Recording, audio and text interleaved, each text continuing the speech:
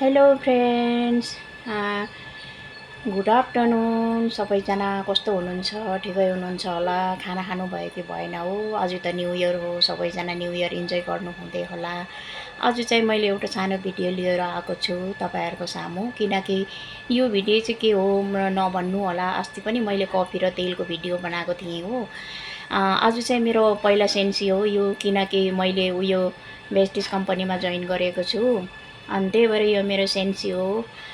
मैले तपाईँहरूलाई यही जनाउनुको लागि मैले भिडियो बनाएको हो। हजुरहरू पनि यो बुझेर यो क्याल्सियम हो, यो क्याल्सियम यो गोलको जमिन हो। यसले चाहिँ अब हात खुट्टा मेरो पुरा दुख्छ, अनि त्यसको लागि मैले लिएको हो यो चाहिँ। अनि यो चाहिँ उयो फाइबर हो, यो चाहिँ ग्यास्ट्रिकको लागि मैले लिएको।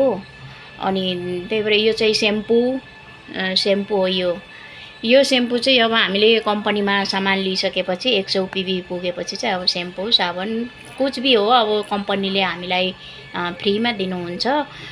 अनि अब मेरो चाहिँ एकदमै हात खुट्टाहरू दुख्छ, सबै मलाई ग्यास्ट्रिकको प्रब्लम छ, अनि त्यही भएर मैले लिएको।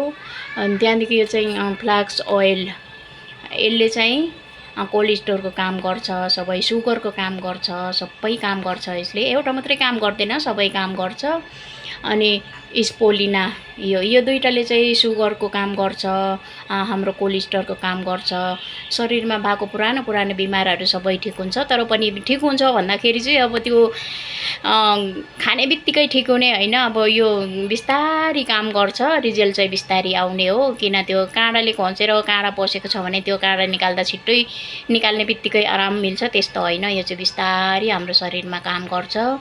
अनि त्यसैले यो चाहिँ साबुन हो। यो अरू साबुन यो पनि यही कम्पनीको साबुन एकदमै राम्रो छ। यो साबुन पनि मैले पनि अब स्टार्टिङ गरेको छु, आजदेखि मैले लिएको छु हो, युज गर्दैछु। अब यसको रिजल्ट आएपछि म फेरि पनि तपाईँहरूलाई भन्नेछु। यदि तपाईँहरूलाई पनि यति मन छ भनेदेखि, कसैमा सुगर, कसैमा कमजोरी यस्तोहरू छ भने तपाईँहरू पनि लिन सक्नुहुन्छ। मलाई मेसेज गर्न सक्नुहुन्छ, कल गर्न सक्नुहुन्छ, जोइन गर्न सक्नुहुन्छ हो।